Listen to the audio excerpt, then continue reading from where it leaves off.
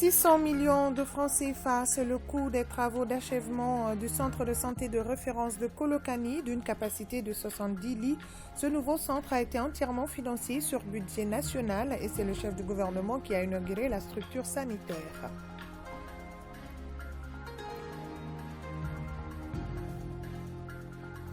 Journée mondiale de lutte contre les maladies tropicales négligées, elle touche 620 millions de personnes dans le monde. Cette journée permettra aux autorités de faire des plaidoyers auprès des partenaires techniques et financiers. Le Japon vient de remettre des matériels d'une valeur de 480 millions de francs CFA à l'école de maintien de paix à Liyun-Blondembei. C'est pour renforcer les capacités logistiques et techniques de l'école. Merci de votre fidélité. Bonsoir à tous et bienvenue dans la grande édition de ORTM1. Kolokani a désormais un centre de santé de référence d'une capacité de 70 lits. Les travaux d'achèvement ont coûté plus de 600 millions de francs CFA. C'est le Premier ministre Dr Shogel Kokalamaiga qui vient d'inaugurer la structure sanitaire. Le nouveau centre a été entièrement financé sur budget national. Envoyés spéciaux à Kolokani dans le Bélédougou, Barakissa Ouattara et Abdul Salam Bambara. Bâti sur une superficie de 14 hectares, le centre de santé de référence de Kolokani comporte plusieurs unités et a une capacité d'accueil de 70 lits. Ce nouveau centre va offrir aux 300 000 habitants que compte le district sanitaire de Kolokani des soins de qualité. Il y a une unité de médecine interne, donc pour les malades venant de l'extérieur. Il y a une unité aussi d'urénie, donc pour la prise en charge des enfants malnutris. Nous avons aussi une unité de la chirurgie générale qui existe. Nous avons aussi une unité de laboratoire pour les analyses. Il y a aussi une unité d'imagerie, donc composée de la radiographie et de l'échographie. Nous avons des unités spécialisées, en l'occurrence l'ORL, l'odontostomatologie et l'ophtalmologie. En tout cas, aujourd'hui, nous sommes comblés. Nous remercions les plus hautes autorités par rapport à la diligence et l'achèvement de ces chantiers. Donc dès aujourd'hui, nous, personnels soignants, quand même, on est prêts à travailler pour satisfaire les besoins sanitaires de la population de Bélédougou. Les travaux d'achèvement du nouveau centre de santé ainsi inauguré ont coûté plus de 600 millions de francs CFA. Il a été entièrement financé par le budget national. C'est un investissement qui vient renforcer le plateau technique sanitaire de notre pays. Et ça vient aussi encore renforcer l'accès aux soins de santé, à nos populations de soins de santé de qualité et aussi améliorer les conditions de travail du personnel sanitaire. Déjà, je puis dire que je suis très satisfaite. Je demande à tous de prendre soin de ce genre, de l'entretenir et aux populations de ne pas hésiter à venir se faire soigner au niveau de ce CCRF qui est là pour eux. Outre les travaux d'achèvement, le CCRF de Kolokani est équipé de plateaux techniques modernes et de moyens roulants dont une ambulance. Le coût de ces équipements s'élève à plus d'1 milliard de francs CFA. À l'image de la sécurité et de la lutte contre le terrorisme, la santé demeure une des priorités du gouvernement de la transition. Nous sommes venus ici pour inaugurer le centre de santé de référence du cercle de Kolokani, qui résulte d'une volonté politique de faire en sorte que partout où l'État peut, qu'il mette à la disposition des populations les infrastructures de santé. Le gouvernement de transition, sous la haute conduite du président Assimi Goïta, a comme première préoccupation la sécurité des personnes et des biens. Sans sécurité, on ne peut rien faire dans le pays. Aucune action de développement ne peut être entreprise sans sécurité. Les élus locaux, le chef du village de Kolokani, au nom de la communauté respective, ont remercié le président de la transition et son gouvernement. Ils ont promis de faire bon usage de cette infrastructure sanitaire pour le bonheur des milliers d'habitants que compte le cercle de Kolokani.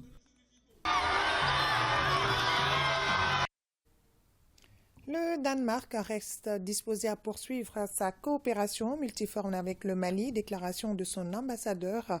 À l'issue d'une séance de travail avec le ministre de la Défense et des anciens combattants, la rencontre avait pour but d'apporter des éclairages sur les relations bilatérales entre nos deux pays, notamment dans les domaines de la défense et de la sécurité. Écoutons l'ambassadeur au micro de Jack Jara de la DIRPA. On a eu une réunion avec son Excellence, le ministre de la Défense des anciens combattants. C'était une réunion très fructueuse. On a échangé sur les différents points dans nos relations et on a eu des explications et des clarifications et nous-mêmes, on a apporté quelques clarifications aussi dans les différents domaines dans lesquels nous intervenons en assistance ici, en partenariat avec le Mali. On a évoqué que notre partenariat entre le Mali et le Danemark, qui se date depuis des décennies, surtout dans les domaines de développement dans les pays, dans les différents domaines, mais pour les Maliens. Vraiment pour apporter quelque chose d'assistance pour les Maliens là où on a les besoins. Les forces terroristes ont neutralisé une belle moisson en termes de saisie de matériel sophistiqué des mains des terroristes. Ajoutez à cela la destruction totale de certaines bases des terroristes. Voilà le bilan enregistré par les forces armées maliennes. L'œuvre est du 22e régiment d'infanterie motorisée et des forces spéciales qui ont initié une grande offensive dans le secteur 5 de l'opération Maliko à Alatona dans la région de Ségou. Le chef d'état-major général des armées est dans la zone pour encourager et saluer la bravoure des FAMA. Nous y reviendrons demain avec Ramata Konaté. Plus de 480 millions de francs CFA. C'est la valeur du don en matériel remis à l'école de maintien de paix à Lune-Blondembey. C'était ce matin par le Japon. C'est dans le but de renforcer les capacités logistiques et techniques de la dite école. Reportage Alpha Maïga. Il s'agit là d'une tradition japonaise et c'est pour bénir un objectif, celui de la remise d'un don de matériel. Le don est composé d'un forage de 100 mètres de profondeur équipé d'un château d'eau, d'un système de pompage solaire. À ce lot s'ajoute une caméra thermique et un thermoflash. Plus de 480 millions de francs CFA, c'est le montant investi ici par le Japon. Après la remise, il a été procédé à une visite guidée des différentes installations au sein même de l'école de maintien de la paix à Lune-Blondembey. Tous ces équipements permettront à l'école de maintien de la paix à Lune-Blondembey de renforcer ses capacités logistiques et technologiques en vue de répondre davantage aux attentes de ses usagers et de son personnel. Par conséquent, je voudrais vous inviter à assurer un entretien régulier des équipements ainsi mis à la disposition de cette école. Occasion pour le bénéficiaire de donner une appréciation très forte de la coopération entre le Mali et le Japon.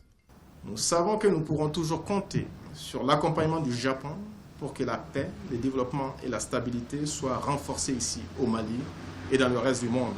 Depuis le temps que nous cheminons ensemble, beaucoup a été fait. De nombreuses personnes ont pu bénéficier de nos formations et contribuer aux réflexions stratégiques afin que chacun et chacune puisse apporter sa contribution à la construction de la paix. Le chantier devant nous est immense. La route est encore longue, mais ensemble, nous y parviendrons. Le geste de solidarité du Japon, une illustration de ce lien de complémentarité qui unit les hommes entre eux, les nations entre elles. Cérémonie de départ à la retraite au Conseil national de transition. 5 travailleurs ont fait valoir leur droit à la retraite. Le point avec Alousseni Touré. Les 5 travailleurs qui ont fait valoir leur droit à la retraite ont été honorés par le chef de l'institution, le président du CNT et l'ensemble des membres et du personnel. Occasion de mettre en lumière les sacrifices consentis des années durant pour le bon fonctionnement du service. Il s'agit pour nous de donner, je dirais au revoir, mais certainement on gardera le contact à certains de nos collaborateurs qui, des années durant, ont servi avec abnégation le Parlement malien. C'est donc avec un grand plaisir que je partage ces instants de communion avec vous. Instants qui, je l'espère, contribueront également à renforcer nos liens de collaboration et nos relations interpersonnelles. Pour sa part, le porte-parole des récipiendaires, très ému, a loué les qualités humaines et managériales du président du CNT. C'est avec le plaisir que je prends la parole ce matin, au nom des 5 ex-travailleurs du Conseil national de transition, pour magnifier toute notre gratitude à l'endroit des autorités parlementaires et de l'ensemble des travailleurs de l'institution. Vous êtes tous venus nombreux pour célébrer avec nous la présente cérémonie de départ à la retraite pour le compte de l'année 2021. Nous sommes très émus. La remise des attestations et le partage d'un cocktail dans la convivialité ont meublé la cérémonie. Et le Fonds mondial pour l'engagement communautaire et la résilience injecte plus d'1,5 milliard de nos francs dans la prévention et la lutte contre l'extrémisme violent au Mali. 200 000 personnes sont concernées par ce programme dans les régions de Gao, Menaka et Mopti. Mohamed Kayantao.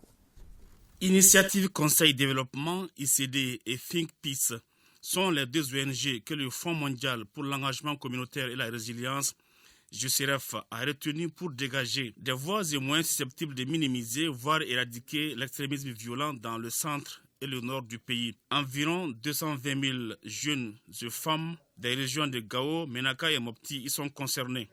Le secrétariat exécutif du G5 Sahel et la LG viennent de concevoir avec leurs partenaires GCRF une solution innovante et efficace à la lancinante question du financement qui se pose à toutes nos organisations. Un de ces atouts sera de travailler étroitement avec le secteur privé, les collectivités territoriales, les jeunes et les femmes. Les communautés locales sont les premières victimes de l'extrémisme violent et sont également les mieux placées pour comprendre et influencer les facteurs contribuant à l'extrémisme violent. Elles détiennent la clé de la réussite éloquente des efforts de prévention contre l'extrémisme violent. Les activités qui seront menées doivent permettre aux jeunes et femmes de s'épanouir et de s'autonomiser afin d'échapper à la tentation des groupes terroristes. Le gouvernement se félicite de l'initiative de GCRF. Pour une durée de 3 ans, le coût global du financement s'élève à 1,525 516 000 francs CFA.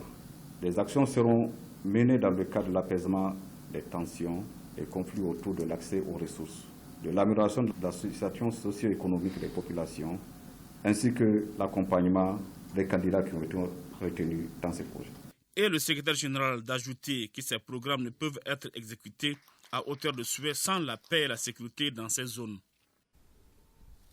Et en images pour le bon fonctionnement des diffusions des émissions télé-radio de l'ORTM sur l'ensemble du territoire et en dehors, la SMTD et l'ORTM ont mis en place un cadre d'échange permanent. Les directions techniques des 2 structures évoquent de façon périodique les problèmes relatifs à la diffusion des programmes de l'ORTM, surtout avec le déploiement en cours de la TNT, la télévision numérique terrestre. Ces rencontres permettront à la SMTD et à l'ORTM d'être au même niveau d'information. Analyse de la situation des sanctions infligées au Mali par la CEDEAO, l'UEMOA et la coopération en France-Mali. Le sujet a fait l'objet d'un point de presse organisé par le président du Front africain pour la solidarité et la démocratie, Mohamed Ali Abachili. Il est au micro de Valentin Roger Diallo pour plus de détails. Il suffit de vous rapporter à l'article 45 du traité additionnel de la CEDEAO adopté à Dakar le 21 décembre 2001. L'article 45, qui parle des sanctions, n'a jamais parlé, jamais de la vie, de la fermeture des frontières aériennes et terrestres. Pourquoi? Parce que ceux qui ont écrit l'article 45 se réfèrent au traité lui-même. Puisque le traité dit que la base de la CEDEAO, c'est la liberté de circuler des hommes, la liberté d'échanger les marchandises.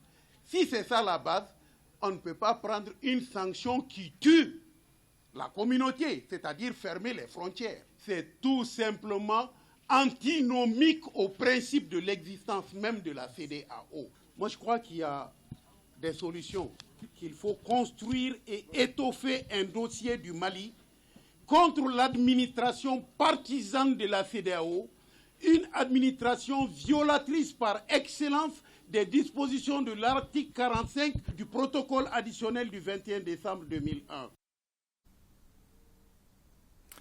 Le ministère des Affaires religieuses, du culte et des coutumes a organisé une rencontre avec les associations et ONG islamiques intervenant au Mali. Il s'agit par cette rencontre d'échanger sur le projet du cadre de concertation entre le département et ses organisations pour une meilleure collaboration afin de mieux soutenir et accompagner leur action sur le terrain. Reportage Mamadou Fani. Les associations et ONG islamiques jouent un rôle important dans la fourniture des services sociaux de base aux populations. Aujourd'hui, ces associations et ONG sont de plus en plus nombreuses et actives sur le terrain, d'où la nécessité d'une coordination de leurs actions pour les rendre plus efficaces. C'est dans cette optique que le ministère des Affaires religieuses, du culte et des coutumes a initié ce cadre de concertation avec ces organisations. Il se trouve qu'il y a plusieurs ONG qui parrainent en même temps un orphelin ensemble. Si les choses se font normalement sur le terrain, avec une belle coordination, je pense que plusieurs orphelins vont bénéficier des appuis que ces jeunes font sur le terrain. C'est pourquoi on a décidé ensemble de créer cette plateforme de coordination de l'ensemble des activités qu'ils font sur le terrain et pour que ça soit bénéfique pour l'ensemble de la population malienne. Ce cadre de concertation est salué par les associations et ONG islamiques qui souhaitent sa pérennisation. L'objectif et l'impact recherché, c'est quand même beaucoup plus d'efficacité. Et très souvent, vous pouvez vous retrouver dans les mêmes zones géographiques en train donc de servir les mêmes personnes. Si nous arrivons à faire correctement ce cadre de concertation, comme nous l'avons souhaité et comme le ministère a bien voulu accéder, non seulement nous pourrions agir avec plus d'efficacité et nous pourrions atteindre beaucoup plus de personnes. Cette plateforme de concertation permettra de renforcer le partenariat entre l'État et les associations et ONG islamiques. Notre pays a célébré ce jeudi la journée mondiale de lutte contre les maladies tropicales négligées. Elle touche plus de 620 millions de personnes dans le monde. Et à travers cette journée, les autorités sanitaires entendent faire le plaidoyer auprès des partenaires techniques et financiers. Le reportage de Boubacar Kanouté. Les maladies tropicales négligées, MNT, constituent un problème de santé publique en Afrique. Ces pathologies affectent durement les communautés démunies. Les autorités sanitaires et leurs partenaires entendent mettre en exergue à travers cette journée les acquis en matière de la lutte contre ces pathologies et faire un plaidoyer en faveur de la durabilité des interventions, mais aussi de renforcer la recherche scientifique. Les maladies tropicales négligées sont largement répandues dans les régions les plus pauvres du monde, où la sécurité sanitaire de l'eau, l'assainissement et l'accès aux soins de santé sont inférieurs aux normes. Les maladies tropicales négligées touchent plus d'1 milliard de personnes dans le monde et sont principalement causées par divers agents pathogènes, parmi lesquels figurent des virus, des bactéries, des parasites, des champignons et des toxines. Pendant plus d'une décennie, le Mali, avec le soutien des partenaires de lutte contre les MTN, a initié des campagnes réussies d'administration massive de médicaments de la chimiothérapie préventive. Malgré des avancées dans cette lutte, les efforts doivent se poursuivre pour venir à bout de ces maladies liées à la pauvreté. Le Mali célèbre aujourd'hui, 3 février 2022, pour la première fois la journée mondiale de lutte contre les maladies tropicales négligées. Les maladies tropicales négligées, notamment le trachome, la filariose lymphatique, l'onchocercose, les schistosomiases, bien qu'associées à une faible mortalité, ont des répercussions négatives sur la santé, car elles entraînent une morbidité importante, une discrimination sociale et restent un obstacle au développement socio-économique. La prestation musicale de l'orchestre de l'IMAV, un sketch du groupe Nyokolon sur les effets des maladies tropicales négligées, suivi de la visite des stands, ont mis fin à cette journée dédiée au MNT. Le point Covid-19 à présent. Ce jour, les services de santé ont enregistré 17 cas positifs sur 840 tests réalisés, 138 patients guéris et 0 décès et 2559 patients sont sous traitement. Troisième session ordinaire du comité de pilotage du plan d'intervention d'urgence du Covid-19 à Bamako. L'objectif est de présenter le bilan technique et financier de l'exercice 2021 et valider celui de 2022. La session permettra également de la mise en place de nouvelles stratégies de vaccination. Compte rendu, Valentin Roger Diallo. Le Mali connaît une troisième vague de la pandémie de Covid-19 avec une nouvelle augmentation rapide des cas. La présente session ordinaire du comité de pilotage du plan d'intervention d'urgence du Covid-19 doit permettre une riposte rapide. Déjà, au cours de l'année 2021, des structures sanitaires ont été dotées de 109 respirateurs pour les cas graves. Le suivi des cas contacts et la traçabilité des contributions des partenaires du gouvernement sont aussi en cours. Présentement, nous sommes aujourd'hui à la troisième phase qui vient de commencer. Donc avec la banque qui est un montant de 52,5 millions de dollars qui va prendre en compte la vaccination de 35% de la population du Mali et qui va consister à payer des vaccins Johnson & Johnson, 4 900 000 doses et qui va prendre en charge également l'achat des équipements, des matériels pour la chaîne de froid. Il va prendre en compte également les coûts opérationnels de ces campagnes de vaccination. Le gouvernement fonde beaucoup d'espoir sur ce projet tant les défis à relever sont nombreux. Nous sommes en train de changer de stratégie parce que pour le moment, nous avons fait la vaccination en centre fixe. Or, nous voulons aller vers maintenant la stratégie avancée et stratégie mobile. Il s'agit maintenant pour nous de créer ce qu'on a appelé les vaccinodromes. Au niveau des gares routières, au niveau souvent devant les écoles, dans les marchés. Un plan d'action 2022 est attendu à la fin des travaux. Il permettra d'accentuer la réponse face au Covid-19. Résultat de l'étude de base de la composante Sasakawa Africa Association. Il s'agit de partager l'information sur la situation du secteur sémencier et d'amender les propositions et recommandations pour l'amélioration dans la fourniture et l'utilisation des semences de qualité. Reportage Nouhom Sissoko. Le projet de développement intégré du secteur sémencier au Sahel ou ISSD Sahel est mis en œuvre par des partenaires dont Sasakawa Africa Association, qui est en charge de la conduite des activités de vulgarisation et conseil agricole. C'est dans ce cadre que Sasakawa a commis une étude de base sur le secteur sémencier au Mali, étude qui met l'accent sur les indicateurs clés du projet ISSD Sahel. Cet atelier vise la prise en compte par l'étude des contributions et amendements des parties prenantes. Les consultants partageront les informations, le taux d'adoption des variétés améliorées mises au point par la recherche scientifique, les taux d'utilisation des semences certifiées, la réglementation sémencière, les paramètres agronomiques, les paramètres socio-économiques, les services sémenciers fournis aux acteurs et enfin la situation de la mise en relation des différents acteurs tant au plan national qu'international. L'importance d'une telle activité permettra au projet de mieux apprécier l'impact du projet à la fin. Le projet ISSD Sahel est financé par l'ambassade des Pays-Bas au Mali et mis en œuvre par le consortium IFDC, Sasakawa Africa Association, KIT et ICRISAT. Nous avons décidé effectivement de financer ce programme pour le compte du Mali et du Niger dans le cadre de l'intégration du secteur des semences dans le contexte sahélien, environ pour 11 millions d'euros. Cette rencontre vise à partager l'information sur la situation du secteur semencier au démarrage du projet avec des acteurs des zones cibles et de mise en œuvre du projet.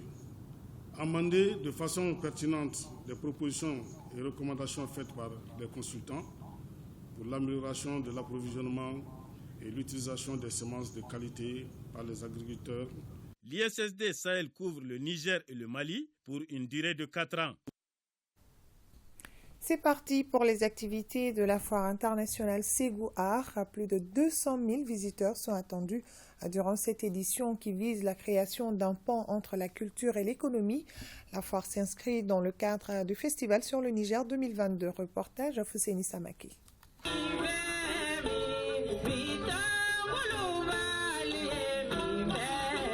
Cette 18e édition de la foire internationale Ségou Art est une foire agricole et artisanale.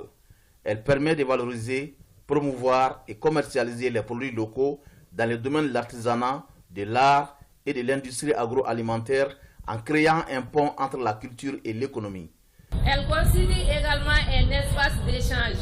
Le partage d'expériences y permet de stimuler l'innovation, la créativité et une émulation saine entre les acteurs locaux afin d'améliorer la qualité de leurs produits au bénéfice des populations locales. Pour cette année, 200 000 visiteurs sont attendus dans 213 stands d'artisans et de créateurs venus de la sous-région ouest-africaine et d'ailleurs. La tenue de la foire internationale de Ségou est une réponse adéquate à la situation que traverse notre pays. Elle est un espace de résilience et de riposte. Elle démontre que nous tenons bien et restons sur les remparts pour le développement du Mali.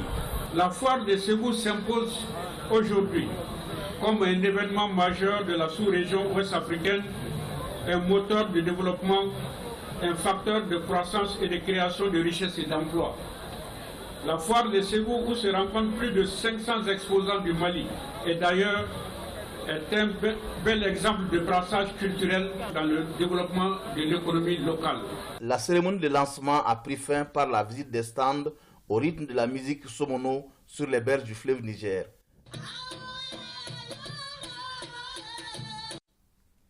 Les groupements et associations féminines de Tombouctou et de Taoudéni ont bénéficié d'un important kit et fonds de roulement pour leur autonomisation de la part de l'ONG FAD.